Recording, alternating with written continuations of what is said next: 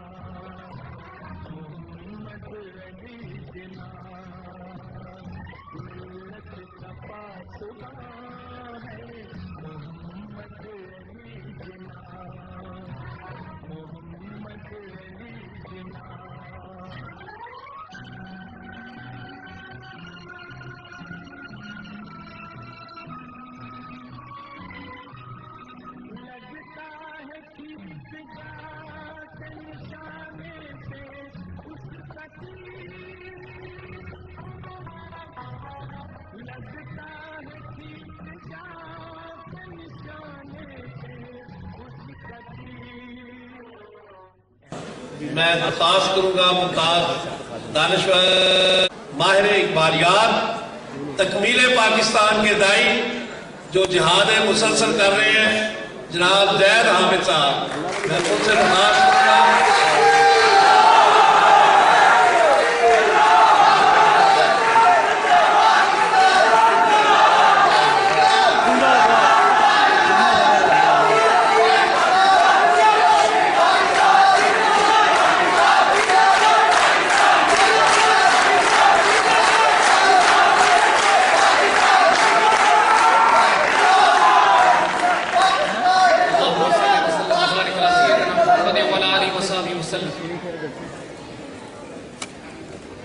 ہمارے بزرگوں، بھائیوں، بہنوں، بچوں، السلام علیکم ورحمۃ اللہ وبرکاتہ۔ ہم پر ایک قرض ہے، اس پاکستان ملت پر ایک قرض ہے۔ آج ہم اس قرض کو ادا کرنے کے لیے یہاں پر حاضر ہوئے ہیں۔ اس سے پہلے کہ ہم قائد اعظم کی بات کریں، قائد اعظم کی صفات کی بات کریں، اس مرد درویش کا وہ مقام جان لیجئے جو اللہ کے رسول صلی اللہ علیہ وسلم کے دربار میں انہیں نصیب۔ جانے کے بعد بہت ظلم کیا 63 سال میں ہم نے اس بابائے قوم کے ساتھ، اللہ کے رسول کے سپاہی کے ساتھ، امت مسلمہ کے عظیم ترین قائد کے ساتھ، جو ٹیپو سلطان کے بعد اللہ تعالیٰ نے تحفے کے طور پر امت رسول صلی اللہ علیہ وسلم کو دیا۔ ہم 63 سال اس درویش پر بہتان باندھتے آئے، ہم 63 سال اس پر جھوٹ لگاتے آئے، ہم 63 سال اس کی بے حرمتی کرتے آئے، اس کے دین پر حملہ کیا، اس کے ایمان پر حملہ کیا، اس کے کردار پر حملہ کیا کہ وہ لادین تھا، وہ سیکولر تھا، وہ پاکستان میں سیکولر ریاست چاہتا تھا، اس کا اللہ رسول سے کوئی واسطہ نہیں تھا۔ کانگریسی مولویوں نے اس کو کافر اعظم کہا، جو لبرل سیکولر لادین مغرب کا غلام طبقہ تھا، اس نے اس کو اپنے جیسا کہا۔ اللہ کی قسم وہ مرد آزاد تھا، وہ اللہ کا ولی تھا، درویش اور فقیر تھا۔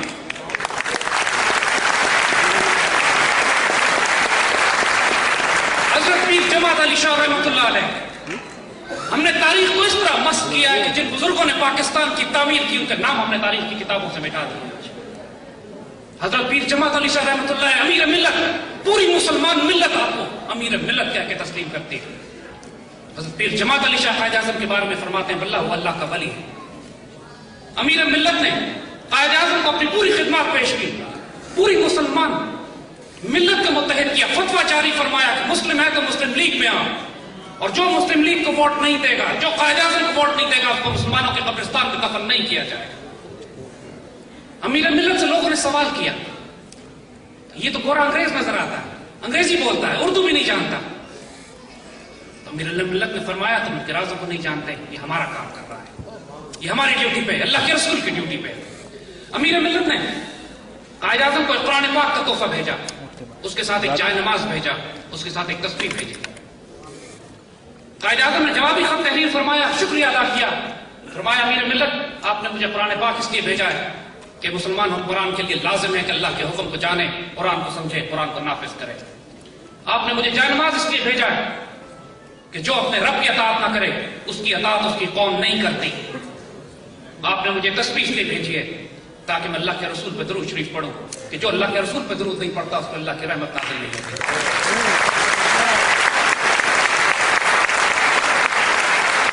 پھر جماعت علی شاہ فرماتے ہیں، جب یہ خط پیر جماعت علی شاہ کو ملا ہو، آپ حیران ہو کے فرماتے ہیں واللہ محمد علی جناح اللہ کا ولی ہے، میرے دل میں اللہ نے یہی باتیں ڈالی تھی، میں نے اس کا کسی سے ذکر نہیں کیا تھا، اس کو کیسے معلوم ہوا کہ میں نے یہ اس نیت سے یہ تحفے اس کو بھیجے۔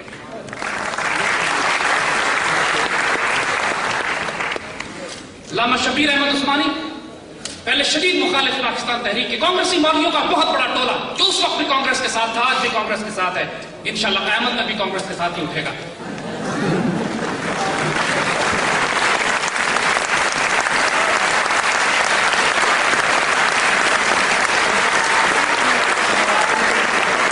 علامہ شبیر احمد عثمانی راتوں رات قائد اعظم کے عاشق بن جاتے ہیں، راتوں رات قائد اعظم کے خادم بن جاتے ہیں۔ قائد اعظم نے ان کو سعادت بخشی کہ پاکستان کا پرچم بلند کرے، ان کو سعادت دی کہ اپنی نماز جنازہ پڑھائیں۔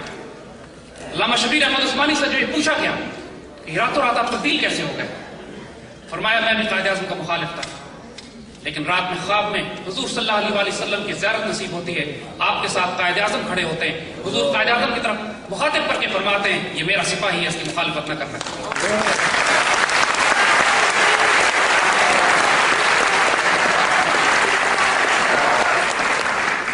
یہ وہ قائد اعظم جن کو پورے ہندوستان میں سے سلیکٹ کرنے والا وجود مرد قلندر وقت کا درویش علامہ محمد اقبال رحمۃ اللہ علیہ، علامہ اقبال سے پوچھا گیا کہ آپ نے اس وجود کو کیوں سلیکٹ کیا، فرماتے ہیں he's uncorruptible, unpurchasable، نہ یہ خیانت کرے گا نہ بکے گا کبھی۔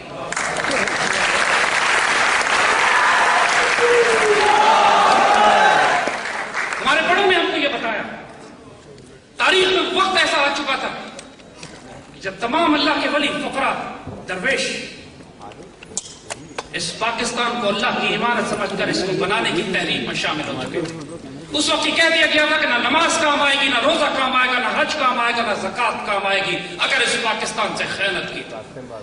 یہ پاکستان، یہ پرچم ستارہ و ہلال، یہ رہبر ترقی و کمال، یہ ترجمان ماضی بھی تھا ہمارا، یہ جان استقبال بھی تھا، اور اس پر سایہ خدا ذوالجلال بھی تھا۔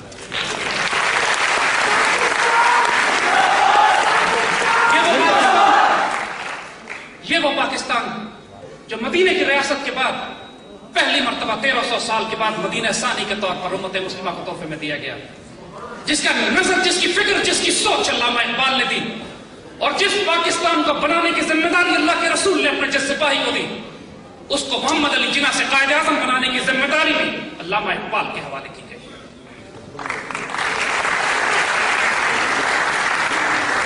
جو یہ سمجھتا ہے کہ قائد اعظم کو علامہ اقبال سے الگ کر کے سمجھ سکے، وہ اس امت کے ساتھ خیانت کرتا ہے۔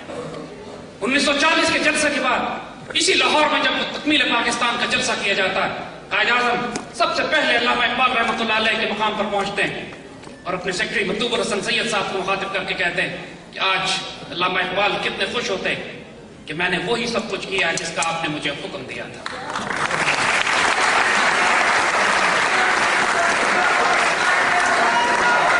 وہ قائد اعظم جب انتقال ہونے لگتا ہے، یعنی اس سے پہلے ذرا سمجھیے، اللہ کی قسم اس میں کوئی جھوٹ نہیں ہے کہ خلافت راشدہ کا جو ماڈل ہم اپنے ذہن میں، اپنے فکر کی تاریخ میں دیکھتے ہیں، حضرت عمر بن عبدالعزیز کا وہ ماڈل کہ پہلے ایسے شہزادے کے جس بازار سے گزر جائیں طویل عرصے تک لوگ یہ بتاتے تھے کہ یہاں سے عمر بن عبدالعزیز گزرے کہ شہزادے نے جو خوشبو لگائی ہوتی تھی پورا بازار معطر ہوتا تھا اس سے۔ اس کے بعد جب وہ خلیفہ، جب وہ درویش خلیفہ بنتا ہے، اس کے بعد حال یہ ہوتا ہے کہ اس کے پاس کھانے کی روٹی نہیں ہوتی۔ یہی محمد علی جناح جب 1920 کی دہائی میں شادی کرتے ہیں تو اپنی بیوی کو لے کے مالابار ہلز جاتے ہیں اور صرف اپنے گھر کے غسل خانوں کی تعمیر پر 50,000 روپیہ اس وقت کا خرچ کرتے ہیں۔ لیکن جب محمد علی جناح سے قائد اعظم بنتے ہیں، اس مملکت خداداد، اس مدینہ ثانی، اس پاکستان کے گورنر جنرل بنتے ہیں، اس وقت ان کے ڈاکٹر 1.5 روپے کا موزہ آپ کو پیش کرتے ہیں، آپ یہ کہہ کر رد کر دیتے ہیں کہ غریب ملک کے مسلمان ملک کے سربراہ کو زیب نہیں دیتا کہ اتنا مہنگا موزہ پہنے۔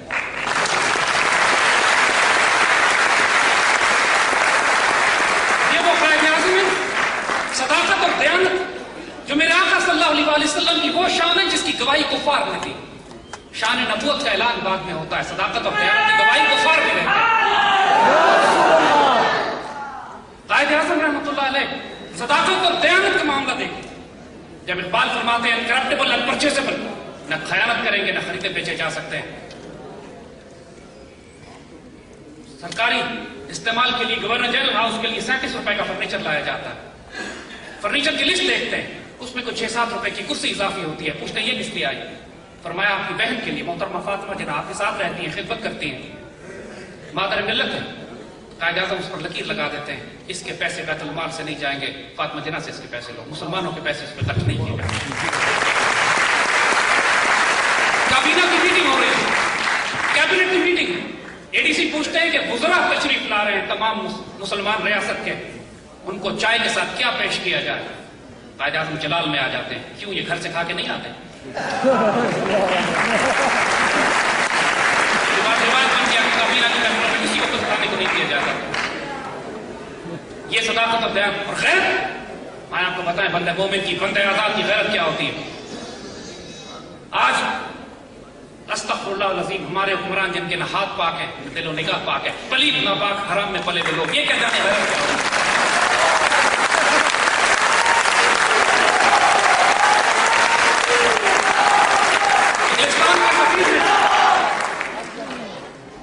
وہ نرم دم گفتگو، وہ گرم دم جستجو، وہ رزم ہو یا بزم ہو، وہ پاک دل وہ پاک باز۔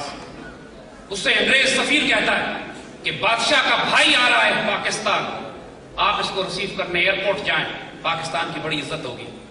قائد اعظم جلال میں آ جاتے ہیں، بادشاہ کا بھائی آ رہا ہے، ٹھیک، کہتے ہیں میں ایئرپورٹ جاؤں گا بادشاہ کے بھائی کو ریسیو کرنے کے لیے، لیکن میری ایک شرط سن لو، جب میرا بھائی انگلینڈ جائے گا تو انگلینڈ کا بادشاہ اس کو ریسیو کرے گا۔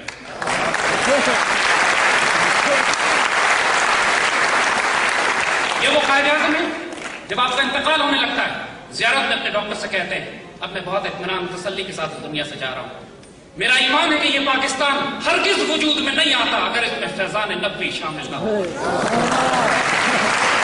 اور اب آنے والی نسلوں کی ذمہ داری ہے کہ اس پاکستان کو خلافت راشدہ کی بنیاد پر تعمیر کریں، تاکہ اللہ نے جو وعدے ان سے کیے ہیں وہ اللہ ان وعدوں کو پورا کرے۔ اس پاکستان کی تعمیر وہ قائد اعظم جن کی پشت پر علامہ اقبال جیسے مرد قلندر و درویش، پیر جماعت علی شاہ جیسے اولیاء، شبیر احمد عثمانی جیسے علماء، اور پھر علامہ اقبال کے خواب کی جو تعبیر پاکستان بننے کے بعد ہماری تاریخ کی عظیم ترین تقریر پاکستان بننے کے بعد جو کی گئی، وہ لیاقت علی خان نے وہ تقریر کی جو قرارداد مقاصد پاس کرتے ہوئے لیاقت علی خان نے جو بات فرمائی۔ لیاقت علی خان نہ کوئی مولوی تھے، نہ کوئی ملا، نہ کوئی مفتی، لیکن اللہ اس کے رسول صلی اللہ علیہ وسلم کی محبت میں جو قرارداد مقاصد پیش کر کے گئے ہیں، جو اہداف طے کرتے ہیں اس ریاست اسلامی کی، جو علامہ اقبال کے نظریے، فلسفے، پیر جماعت علی شاہ کی رحمت، برکت اور فکر اور سوچ، علماء اسلام اور علماء دین کی اور 1400 سال کی مسلمان تاریخ کی نمائندگی کرتے ہوئے جو قرارداد مقاصد پاس کی گئی، اس میں سب کچھ لکھ دیا گیا تھا کہ یہ پاکستان آنے والے وقتوں میں کیسی ریاست بنے گا، جس کی بنیاد قرآن و سنت پہ ہوگی، جس کی تعمیر لا الہ الا اللہ پہ ہوئی ہے، اس کی تکمیل محمد رسول اللہ پہ کی جائے گی۔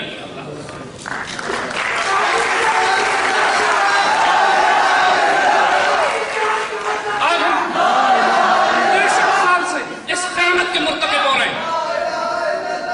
اس پاکستان میں ایک روشن خیال مغرب کا غلام طبقہ، دوسرے وہ ملا جو قائد اعظم کو کافر کہتے رہے، امت کو کنفیوز کر کے رکھ دیا، امت کو پریشان کر دیا اس جھوٹ اور بہتان میں۔ اب وقت آ گیا کہ ان دونوں خرافات اور جھوٹ کو آنے والے وقتوں کے لیے دفن کر دیا جائے۔ قائد اعظم نے اس پاکستان کو اس لیے بنایا تھا کہ یہاں خلافت راشدہ کا نظام ہوگا انشاءاللہ۔ قائد اعظم نے اس پاکستان کو اس لیے بنایا تھا کہ یہاں پر قرآن و سنت کا نظام نافذ کیا جائے گا۔ قائد اعظم نے یہ پاکستان اس لیے بنایا تھا کہ اس کو مرکز بنایا جائے گا کہ ایک ہوں گے مسلم یہاں سے حرم کی پاسبانی کے لیے، نیل کے ساحل سے لے کر تابخا کے کاشمیر تک۔ اور قائد اعظم نے اس وقت غیرت و جرأت و دلیری دیکھے جب پاکستان بنا بھی نہیں ہے، لیکن مسئلہ فلسطین کھڑا ہوتا ہے، انگریزوں کو مخاطب کر کے انگریزوں کو جلال میں فرماتے ہیں کہ اگر مسئلہ فلسطین پر مسلمانوں کی عزت کا سودا کیا گیا تو پوری مسلمان دنیا میں ماگ لگا دیں گے. اس وقت اپنا ملک نہیں ہے لیکن پوری مسلمان دنیا کے لیے جذبہ، تڑپ، جنون، عشق اپنے قلب میں، اپنے وجود میں رکھتے ہیں. اس قائد اعظم پہ تہمت لگائی جاتی ہے نعوذ باللہ کہ سیکولر تھے، لادین تھے، لادین ریاست بنانا چاہتے تھے. آسمان کیوں نہیں پھٹتا، زمین ان کو کیوں نہیں ہڑپ کرتی؟ ان بدبختوں کو جو اتنا بڑا بہتان اس فقیر پر لگاتے ہیں. آئندہ آنے والے وقتوں میں اس پاکستان کی تکمیل انشاءاللہ اس کی تکمیل کی جائے گی. اس پاکستان کی ہاں اور نہ میں انشاءاللہ دنیا کے فیصلے ہوں گے. یہ وہ تقدیریں جو لکھ دی گئی ہیں. اللہ صرف ان خوش نصیبوں کو تلاش کر رہا ہے جن کے ذریعے اپنے فیصلوں کو نافذ کرے گا.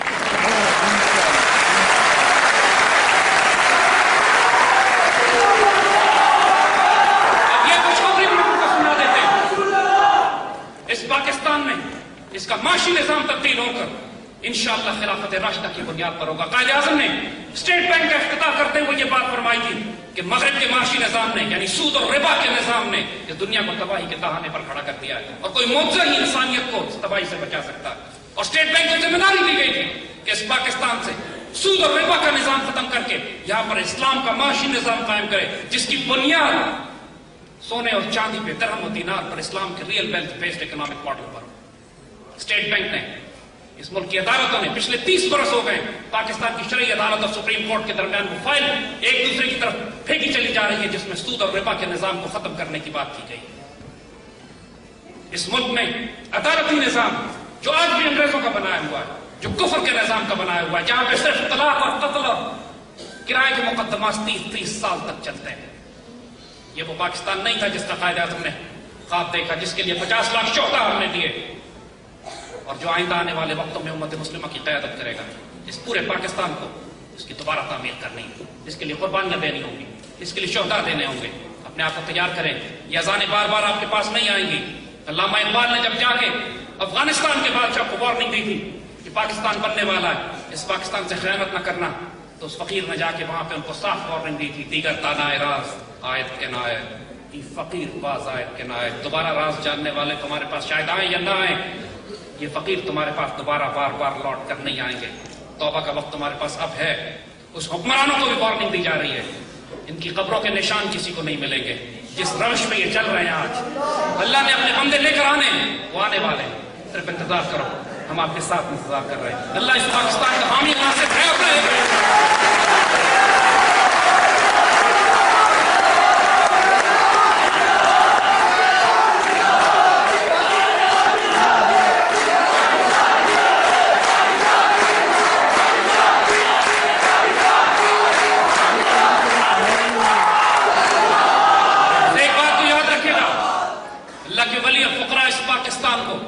یہ پاکستان جس کے صوبے بھی اللہ کے رسول کے حکم سے جڑے ہوئے ہیں، اس کو توڑنے کی بات کرتے ہیں.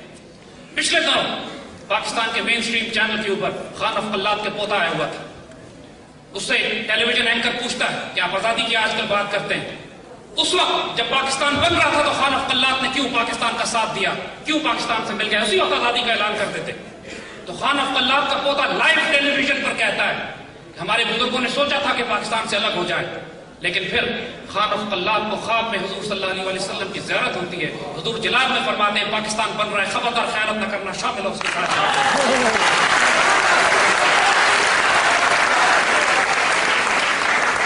یہ آج اس اینکر نے پوچھا خان آف قلات کے پوتے سے، کیا آپ یہ کہہ رہے ہیں کہ بلوچستان اس لیے پاکستان میں شامل ہوا تھا کہ اللہ کے رسول نے حکم دیا تھا؟ وہ کہتا ہے ہم کو ہمارے بڑوں نے یہی بتایا ہے. یہ پاکستان بزرگ فرماتے ہیں کہ یہ صالح علیہ السلام کی اونٹنی کی طرح ہے، معجزے سے بنا ہے، معجزے سے قائم ہے، اللہ کی نشانی کے طور پہ رکھا گیا. جس نے اس سے خیانت کی اس کی جڑ اکھاڑ دی جائے گی. اس پاکستان سے خیانت نہ کیجیے گا. اپنا دل، اپنی جگر، اپنی جان جو اس پر قربان کرنے پڑے. کبھی یہ سوال نہ کریں کہ اس پاکستان نے ہمیں کیا دیا. اس پاکستان نے ہمیں عزت دی ہے، آبرو دی ہے. یہ پاکستان مدینہ ثانی جس کا لفظ پاکستان اگر اس کو عربی زبان میں ترجمہ کریں، پہلا کلمہ طیب مانے اور استان کہتے ہیں مدینے کو، علاقے کو، شہر کو، ٹیریٹری کو. اس کا تو فارسی لفظ پاکستان ہے، عربی ترجمہ اس کا مدینہ طیبہ بنتا ہے.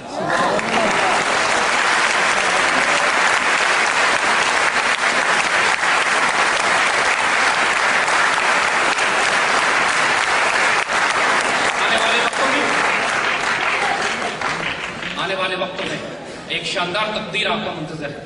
اپنے آپ کو اس حصہ بنائیے، بدنصیب نہ ہو جائیے گا. ایسا نہ ہو کہ وقت آنے پر آپ تاریخ کے دوسرے سے کھڑے ہوں. اللہ کے فیصلے ظاہر ہونے کا وقت بہت نزدیک ہے انشاءاللہ. اللہ پاک